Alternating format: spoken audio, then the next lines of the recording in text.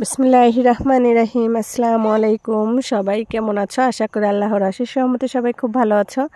আলহামদুলিল্লাহ, আমি আমার পরিবারের সবাইকে নিয়ে ভালো আছি।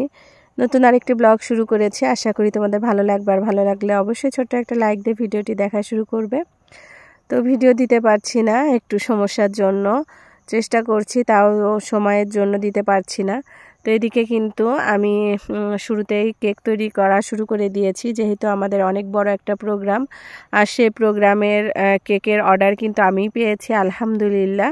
তো প্রায় 300 পিস কেক তৈরি করতে হবে। তো তার আগে আমি কিন্তু কেকের যে বেসটা সেটা তৈরি করে নিচ্ছি।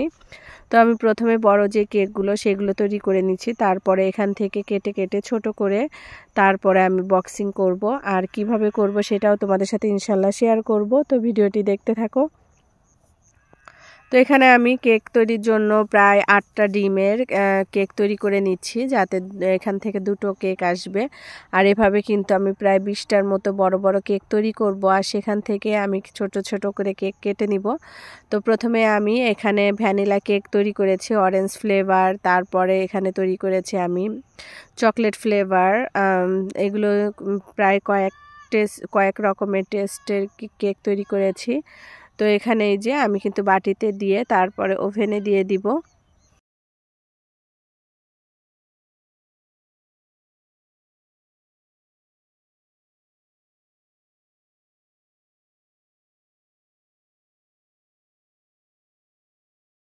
কেক তৈরি কিন্তু আমার শেষ। এবার কেকগুলো বক্সে সেটিং করে নিব। তো বক্সের উপরে যে লোগো তো লাগাতে হবে সেগুলোই যে লাগাচ্ছি। আর এদিকে আমি কেক তৈরি করছি, আমি, আমার ছেলে এবং আমার বড় মেয়ে, আমরা সবাই মিলে কাজগুলো কমপ্লিট করছি। আর আমি কিন্তু এই কথাটা মাঠের ভিতর থেকে দিচ্ছি, যার জন্য কিন্তু গরুর ডাক চলে আসছে। তো আমি কিন্তু এখন গ্রামে আছি, আর আমার অনেক ভিডিও জমা হয়ে গিয়েছে আমি ভিডিও ঠিক মতো না দেওয়ার জন্য।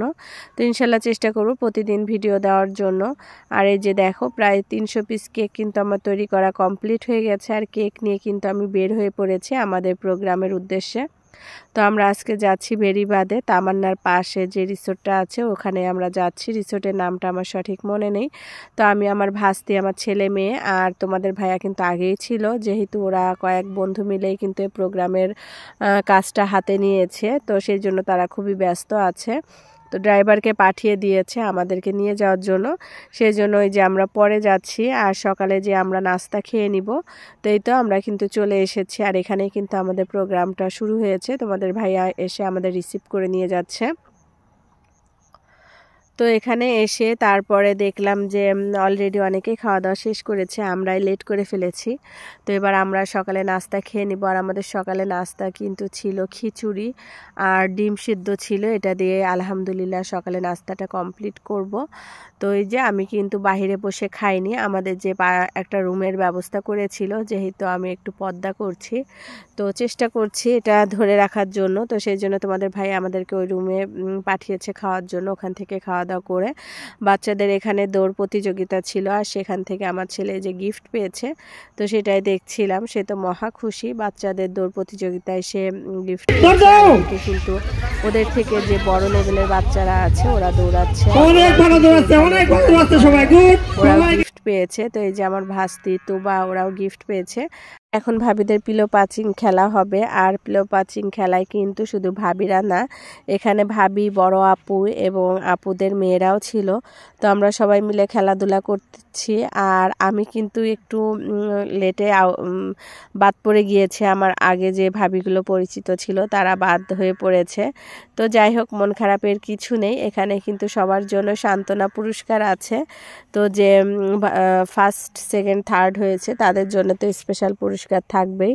তো তারাও পুরস্কার পেয়ে মহা খুশি। আর এই তো আমার বাচ্চারা বসে উৎসাহ দিচ্ছিল যে আম্মু তোমাকে কিন্তু কিছু হতেই হবে। তো বললাম যে যাই হই না কেন বাবা, গিফট কিন্তু পাবো। তো এই আনন্দেই হাসাহাসি করছিলাম ভাবিরা সবাই মিলে।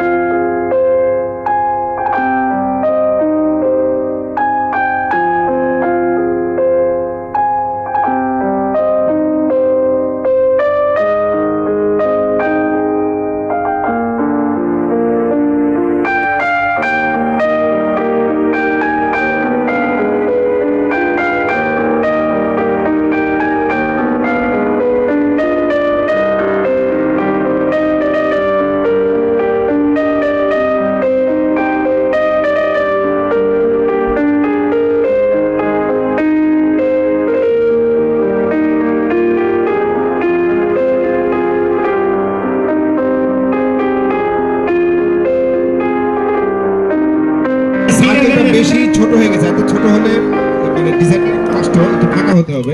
একটু সবাই পিছনে যান, একটু সবাই পিছনে যান, বড় করেন, সার্কেলটা একটু বড় করেন।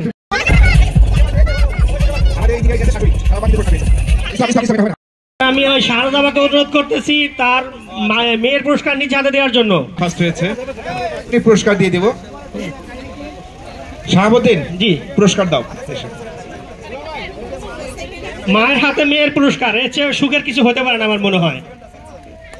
এবার দ্বিতীয় পুরস্কার গ্রহণ করছেন সেলিনা ভাবি, আমাদের ইঞ্জিনিয়ার মহিদুর রহমানের মিসেস। কংগ্রাচুলেশনস সবাইকে, বিজয়ীদের সবাইকে কংগ্রাচুলেশনস।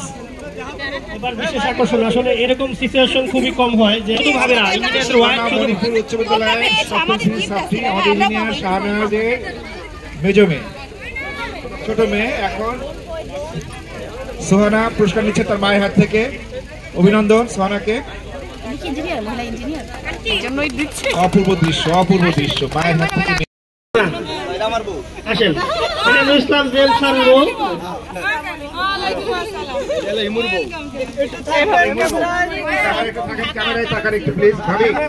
ক্যামেরা দিক তাকান, ছবি তোলা হচ্ছে। বাও, কাছে কোন একটা জিনিস। হ্যাঁ ভাবি, ক্যামেরা দিকে একটা ওঠেন ওঠেন। না না, আপনার কি ভয় করে? আমার তো ভয় করে। এই দড়িটা ছেড়ে দেই, আয়নরে উঠাইয়া দড়িটা ছেড়ে। আয়ন যাও, উঠো যাও। আয়ন শুধু উঠো, এই জানতে উঠাইলাম। তুমি আমরা খেলাধুলা শেষ করে তারপরে জুম্মার দিন যেহেতু আমাদের পিকনিকটা ছিল, তো ভাবিরা সবাই মিলে একটা মসজিদে নামাজ পড়তে এসেছি। আর এটা হলো মহিলাদের মসজিদ। মাশাআল্লাহ, আমার কাছে খুবই ভালো লেগেছে। মনে হচ্ছিল যে আমি বাংলাদেশের বাহিরে, আবার হয়তোবা সৌদি আরব আর দুবাই যেরকম নামাজ পড়েছিলাম মসজিদে বসে, সেম ওরকমই লাগছিল। আমার কাছে খুবই ভালো লাগছিল এবং আমরা খুবই মজা করেছি। তো হিমু ভাবিকে আসলে অসংখ্য ধন্যবাদ এত সুন্দর একটা মসজিদে আমাদের নামাজ পড়ানোর জন্য। তো ভাবি দেখাচ্ছিল সে যেই অ্যাপার্টমেন্টে থাকে সেই পাশেই কত সুন্দর খেলার মাঠ, বাচ্চাদের অনেক সুন্দর খেলার মাঠ আছে, আর জায়গাটাও কিন্তু খুবই সুন্দর। তো আমরা সবাই দেখছিলাম আর গল্প করছিলাম। তো ভাবির বাসায় নিয়ে যাবে, তো আমরা যাইনি। ওখান থেকে নামাজ পড়ে আবার আমরা গাড়িতে করে পিকনিকে চলে গিয়েছি। ওখানে যেয়ে খাওয়া দাওয়া করে নিয়েছি। আর আমার এই চড়ুইভাতি পিকনিক কিন্তু আমি ফার্স্ট এবং সেকেন্ড দুই স্টেপে আপনাদের সাথে শেয়ার করব। তো আজকের মতো আমি আমার ভিডিওটি এখানেই শেষ করছি। আল্লাহ হাফেজ।